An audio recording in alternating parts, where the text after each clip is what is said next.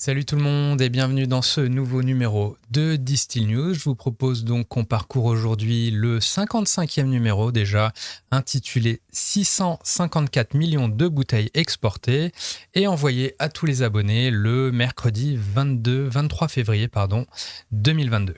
Au menu de ce numéro, vous trouverez, un bilan 2021 de la filière vin et spiritueux de France, des chantiers de distillerie, des spiritueux aux huîtres, des RTD de bar, toujours plus d'upcycling, ça c'est assez récurrent maintenant, une bouteille graduée, un tapis rouge, une potentielle distillerie en DAO et encore des NFT, des influenceurs vin et cocktails, le bilan du Dry January et j'en passe. Comme toujours, si ce contenu vous intéresse et si vous le souhaitez le recevoir en avant-première directement dans votre boîte mail, écoutez, vous pouvez vous abonner évidemment gratuitement à la newsletter sur distillnews.com. Et à noter également, si vous souhaitez soutenir tout ça financièrement, j'ai également mis en place un Patreon avec différents niveaux et notamment, si vous le choisissez, c'est évidemment facultatif, vous pourrez également recevoir en avant-première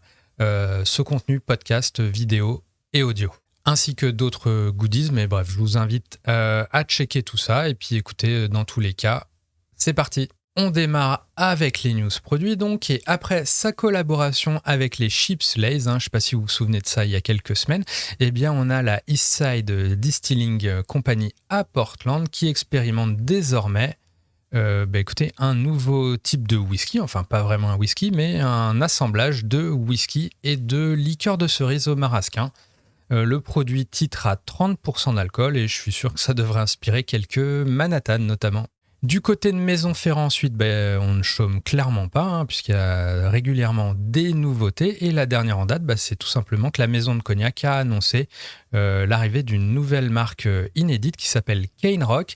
Et il s'agira cette fois d'un rhum épicé avec de la vanille, notamment de la noix de coco, du gingembre, et tout droit sorti des distilleries jamaïcaines Long Pond et Clarendon. Du côté des Antilles, sinon, on apprend que St. James agrandit sa gamme et maintenant propose son rhum blanc bio également dans une version avec plus d'alcool à 56,5% très précisément.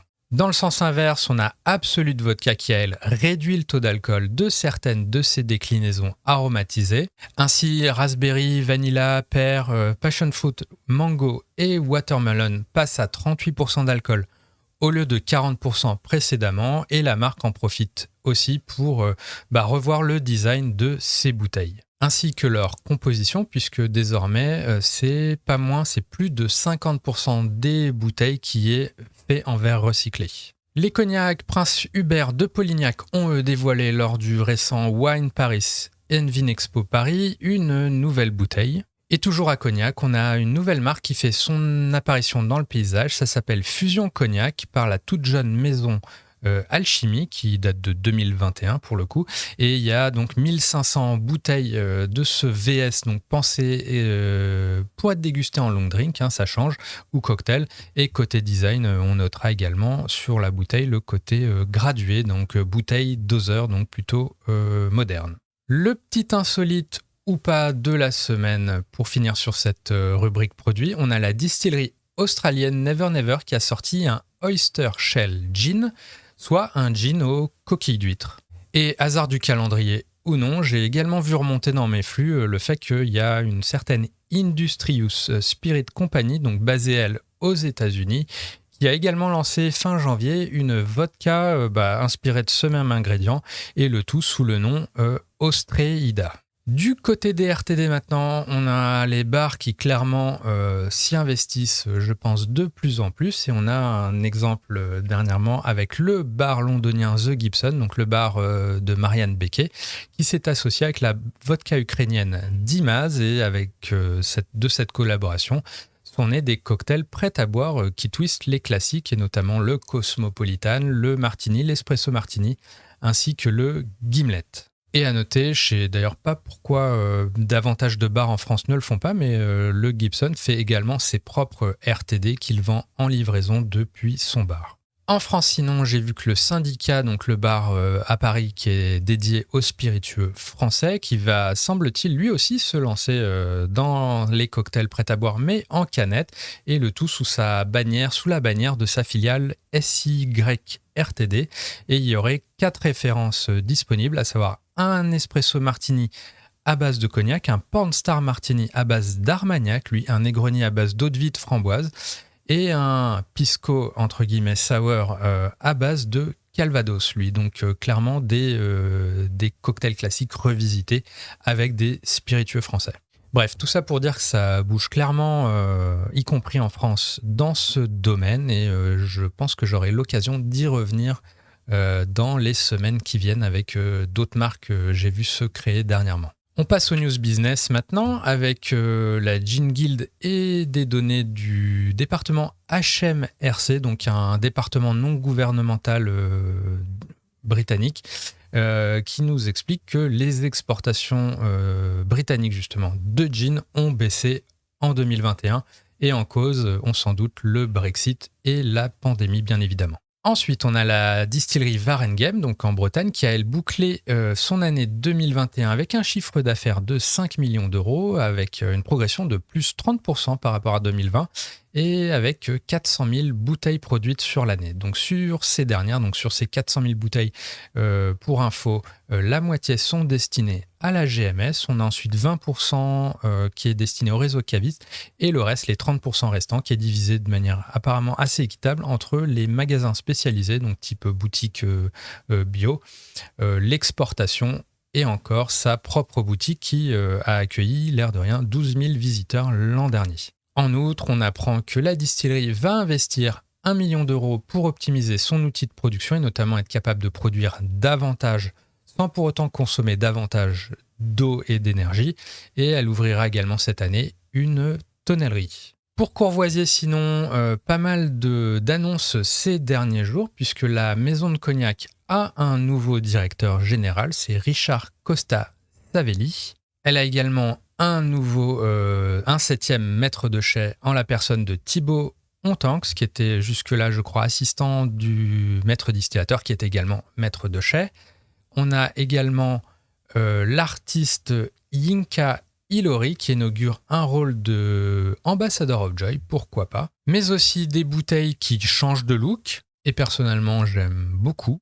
Et le tout s'accompagne aussi d'une campagne vidéo intitulée We Found Joy avec l'actrice Rashida Jones, entre autres. Côté groupe, plus globalement, Beam Suntory, donc, qui détient Courvoisier, a vu ses ventes augmenter de plus 11% sur les 2 dernières années. Pour Marie Brizard Wine and Spirit, donc qui détient notamment les marques William P ou la Tequila San José, eh bien elle affiche un chiffre d'affaires 2021 de 166,7 millions d'euros, dont quasiment la moitié, donc près de 80 millions d'euros en France, en progression de 3,5%. Et au global, le groupe affiche un léger repli de 1% par rapport à ses 169 millions de chiffre d'affaires en 2020, mais avec tout de même un 4e trimestre en hausse, lui, de plus 5,6%. Ensuite, Beckley, donc la maison mère de la tequila José Cuervo, du whisky écossais irlandais, je vais y arriver, Bushmills ou encore du rhum épicé Kraken, a lui rapporté une croissance de son bénéfice net trimestriel de plus 72% pour atteindre les 77 millions de dollars. Et pour le reste, le groupe envisage sinon des hausses de prix pour la suite afin, notamment, il explique, d'atténuer les pressions sur les coûts de la chaîne d'approvisionnement mondiale. Et là, il communique dessus, mais j'imagine que ça va concerner à peu près tout le monde. Dans un tout autre registre, on a Campari qui annonce, lui, être pour sa part partenaire officiel du 75e Festival de Cannes qui se tiendra du 17 au 28 mai 2022. Et vite fait en passant, d'après Bloomberg, les discussions entre Constellation Brands et Monster Beverage progressent, donc à suivre également ces prochaines semaines. On passe maintenant au gros morceau de la semaine, à savoir la Fédération des exportateurs de vins et spiritueux de France qui a communiqué sur les résultats de la filière en 2021. Les principaux chiffres à retenir sont un chiffre d'affaires donc de la filière de 15,5 milliards d'euros, en hausse de plus 28,3% par rapport à 2020 et plus 10,5% par rapport à son niveau historique de 2019, un volume des ventes de 202,5 millions de caisses, soit plus 10,6% de progression, et c'est la première fois aussi au passage que depuis 2012 que le seuil des 200 millions de caisses est dépassé. Et tout ça pour un excédent commercial de 14,2 milliards d'euros en progression donc de plus 29,1%, ce qui conforte les vins et spiritueux dans leur place de second excédent commercial derrière l'aéronautique, donc autant dire que ça pèse. Pour un détail côté spiritueux plus spécifiquement, j'ai mis quelques tableaux dans la newsletter que je vous invite donc à retrouver en description avec le détail donc sur plus spécifiquement. Donc là, les chiffres que je vous donnais, c'était sur la filière vin et spiritueux dans sa globalité, mais il y a également dans tous les documents, les présentations qu'a partagé la FEVS. Ou la FEVS, je ne sais pas. Vous avez tout le détail également par catégorie, donc les spiritueux, mais aussi dans le détail, à savoir combien ça représente pour le cognac, pour l'armagnac, enfin bref, tout ça. Pour ce qui est du Dry January, sinon, près d'un mois après sa fin, donc c'était au mois de janvier, comme son nom l'indique, Nielsen IQ a fait le point. Donc dans les grandes lignes, ce qu'on peut retenir du Dry January cette année, c'est que sur ce mois de janvier 2022, et si on compare à la moyenne des mois de janvier depuis 2016, clairement la consommation de spiritueux a baissé de 6%. Dans le même temps, on constate que les ventes de bières sans alcool ont très fortement progressé. Donc clairement, il y a eu un report des boissons alcoolisées vers les boissons sans alcool type bière sans alcool et avec très clairement un plus 87% par rapport à la moyenne des 7 derniers mois de janvier également. Donc pour un total de 4,4 millions de litres de bière sans alcool écoulés cette année.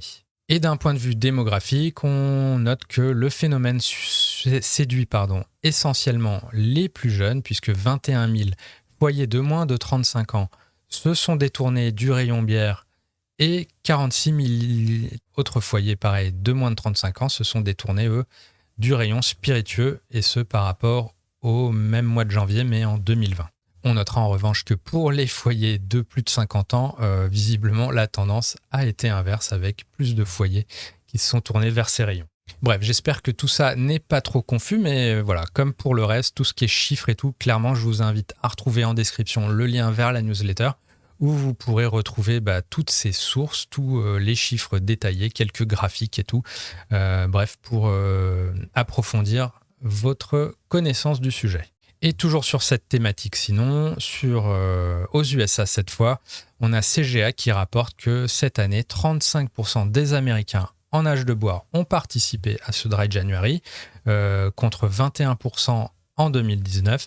Et là où c'est assez intéressant aux US, c'est qu'aussi on constate que dans les bars, les ventes de produits sans alcool ont augmenté de 295 millions de dollars par rapport à janvier 2019. Donc clairement, malgré Dry January, ceux qui le faisaient, donc là on est sur un tiers des Américains visiblement, ça ne les détournait pas forcément de sortir dans des bars où finalement l'offre est plus conséquente, plus intéressante aujourd'hui sur ces alternatives. Bref, je clôt ce petit chapitre Dry January et on revient maintenant avec des chantiers de distillerie, avec celui notamment de Maison Jouffe, qui est à l'origine du pastis breton Brastis, entre autres, qui a lancé en octobre dernier un chantier pour sa future brasserie-distillerie qui sera située à Planquet, non loin de Dinan, dans 2 bâtiments d'une surface totale de 1300 mètres carrés. Au programme 2 alambics pour des productions de whisky, de gin, vodka et lambic, et c'est un chantier de 1,3 million d'euros qui devrait aboutir au second semestre 2022. J'attends de voir, parce que pour les petits curieux comme moi, sur leur page Facebook, il y a également des petites vidéos qui font des petits plans d'étape du chantier. Je ne sais pas si les vidéos sont très récentes, mais on voit que ça progresse, mais qu'il reste quand même pas mal de boulot. Donc, à suivre. En Écosse, sinon, toujours nouvelle distillerie, on a R&B Distillers, donc propriétaire de Isle of Raasay Distillery, qui va construire une nouvelle unité de production de single malt avec en mode du champ à la bouteille, et elle se situera à Campbelltown et portera le nom de Macri Anish Distillery. Désolé pour l'accent écossais. Bref, capacité de production anticipée 400 000 litres d'alcool pur par an, donc c'est pas tout petit, hein, avec un lancement du chantier prévu en 2023. Et au passage, pour ceux qui songent se lancer dans ce type d'aventure, il y a Rum Porter qui a publié une interview avec Jennifer Frère-Roskis, qui est juriste spécialisée dans les vins et spiritueux, et ça y parle justement de formation théorique et pratique, de droit, d'accompagnement justement pour éclaircir un peu tous ces sujets qui sont pas forcément faciles quand on veut se lancer justement dans un projet de distillerie. On passe au développement durable maintenant avec des petites news de Spirited Union, donc qui est aux Pays-Bas, qui a fêté ses 5 ans et qui, pour l'occasion, a annoncé avoir changé de bouteille de ses Botanical Rums pour un modèle contenant notamment 40% de verre recyclé et surtout 31% plus léger que son précédent modèle. Donc la distillerie a de même éliminé le plastique de ses emballages et elle compte ainsi réduire de plus de 370 tonnes ses émissions de gaz à effet de serre sur l'année 2022. Donc comme quoi c'est des petits changements qui peuvent avoir de grands effets, et tout ça c'est sans même compter les gains que ça peut avoir en termes de transport, puisque forcément des bouteilles plus légères vont être plus faciles à transporter et émettre beaucoup moins de gaz à effet de serre lors du transport. Côté upcycling, on a Beer, Wine and Spirits qui a réalisé un petit reportage chez Ribrew, donc qui est basé de mémoire à San Diego, et dont la spécialité est de produire des spiritueux, donc gin, vodka et entre guillemets whisky, à partir de matières premières périmées, voire ou invendues, et notamment des mauvaises bières, mais pas que. Bref, un reportage à découvrir, pareil, vous retrouverez le lien dans la description. Et au-delà de tout ça, si cet exemple justement de Ribrew vous a intéressé, on a justement exploré le sujet du surcyclage en français dans notre filière spiritueux dans le tout dernier épisode du Bottlefield Show. Le tout avec de nombreux autres exemples de transformation, y compris même du fromage à base de baies de genévrier utilisé pour la distillation du gin, ou même du mobilier de bar fait à partir des drèches de la production de bière. Bref, ça se passe sur YouTube, le lien est toujours en description, comme tout le reste. Vous m'en direz des nouvelles. Info blockchain maintenant. Maker's Mark donc s'intéresse à son tour au NFT. La marque ainsi devenue le bourbon officiel de la collection Party Horses, donc une collection de NFT. Ce qui a de quoi donner un peu plus d'intérêt à cette énième collection, je dirais, de JPEG, en les associant cette fois à des événements, des vrais événements physiques dans le réel, ainsi que des éditions limitées du dit whisky. Donc on a un petit aperçu. Et au passage, c'est un branding plutôt malin, puisque je crois qu'au mois de mai, vous avez le Kentucky Derby, donc une célèbre course hippique, dont le sponsor officiel est son concurrent Woodford Reserve. Donc ça permet de les positionner également là-dessus, mais de manière beaucoup plus, on va dire, moderne, via cette collection de NFT. Côté DAO, ensuite, on a donc ce qu'on appelle des organisations autonomes décentralisées, donc pareil, basées sur toutes ces techno, blockchain et compagnie. On a un projet de première distillerie gouvernée par sa communauté qui est apparu et qui s'appelle Distillerie DAO. Donc voilà, il y a un site web et je vous avoue que ça reste encore assez vague et obscur et pas très transparent, puisque je n'ai pas trouvé de nom ou de visage derrière ce projet. Mais néanmoins, c'est assez intéressant puisque ça prouve qu'il y a plein de ponts possibles et de nombreux angles de rapprochement entre nos filières spiritueux et toutes ces technologies blockchain, donc un peu qui changent un peu de tout ce qui est juste purement NFT, parfois pas très utile. Donc à suivre évidemment dans les mois et années à venir. Il faudra simplement, parce que je pense que d'autres projets de ce type devraient voir le jour, il faudra simplement être capable de reconnaître ceux qui sont légitimes des parfaites arnaques. Et Au passage, hein, n'oublions pas que les plateformes de financement participatif sont en place sinon depuis des années et ça fonctionne déjà très bien. Donc il y a des solutions plus classiques.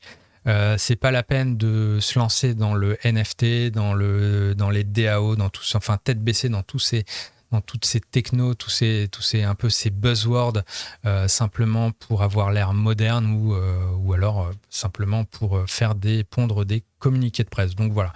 Donc petit rappel juste pour dire que en fait toutes ces technos sont très cool, à voir comment elles se développent, mais ne pas oublier pourquoi on veut le faire. Et ne pas perdre de vue qu'il y a aussi des solutions qui existent déjà, qui marchent très bien. Donc voilà. Et justement, pour revenir dans le monde physique à présent, on a TF1 qui, donc côté portrait, qui a suivi Olivier Buzine dans son travail de bouilleur de cru ambulant qui surveille, comme le dit dans le reportage, son alambic avec les mains et ses oreilles. Donc un petit sujet d'un peu moins de 5 minutes. Ça se passe sur la plateforme MyTF1. C'était dans le JT de 13h et écoutez, c'est très, très intéressant et incontestablement craft pour le coup. Toujours dans le registre des portraits, on a sinon, mais dans un tout autre style, Barmac qui s'est intéressé à Marion Tago, influenceuse qui monte dans l'univers cocktail, puisqu'elle a pas moins, l'air de rien, de 350 000 abonnés sur son compte TikTok. Et dans la continuité justement, si ce côté influenceur vous intéresse, on a So Wine Talks qui s'est justement posé la question du poids des influenceurs sur les réseaux sociaux, à travers un nouveau podcast qui a été enregistré à l'occasion de Wine Paris and Vinexpo Paris. Et donc ça explique, c'est une discussion à peu près, c'est un panel de plusieurs personnes, ça dure une quarantaine de minutes dans lesquelles ils expliquent comment les marques peuvent capitaliser sur ces influenceurs et met tout ça en perspective, notamment vis-à-vis de la loi E20, de la transparence publicitaire, qu'il ne faut pas oublier quand on se lance dans tout ça, mais aussi avec le témoignage d'Émile Codins, qui est justement un vigneron au demi-million de followers sur TikTok. Et du coup, petit aparté, j'en profite, je lance le compte Distill News sur TikTok, à voir qu'est-ce qu'on va développer dessus, mais en tout cas, si vous voulez vous y abonner, Distill News sur TikTok.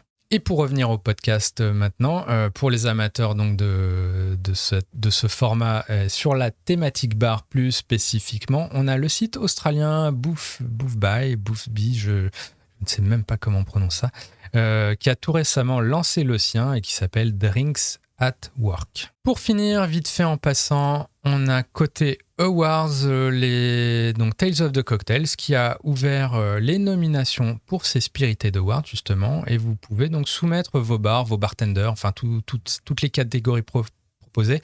Vous pouvez soumettre vos favoris, et ce jusqu'au 8 mars. Dans l'agenda, sinon petit récap, on a la Paris Cocktail Week qui revient du 7 au 14 mars prochain.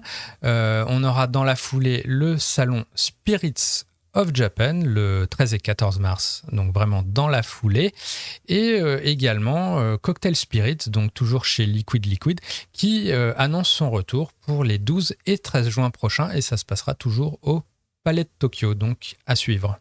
Pour conclure, un petit mème trouvé sur Instagram, un petit visuel où on voit quelqu'un brandir une pancarte qui dit « You can be famous and not have a tequila brand ».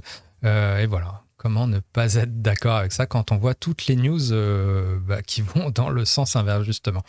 Donc voilà, c'est tout pour cette semaine. J'espère que ce numéro vous a plu. En tout cas, si c'est le cas, n'hésitez surtout pas à liker, à repartager. Je vous rappelle, donc, il y a un Patreon si vous voulez accéder à tous ces contenus podcasts en avant-première désormais. C'est évidemment facultatif et tout sera publié et public dans tous les cas. Si vous n'êtes pas encore abonné à la newsletter, abonnez-vous sur distillnews.com. Tous les liens, toutes les sources sont en description, en commentaire.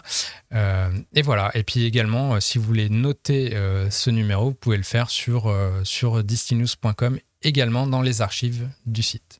Bref, ça fait pas mal d'infos. Je vais m'arrêter là, tout simplement. Je vous souhaite une très bonne fin de journée, très bonne semaine et à très vite pour le nouveau numéro, donc qui sera le 56e dès mercredi.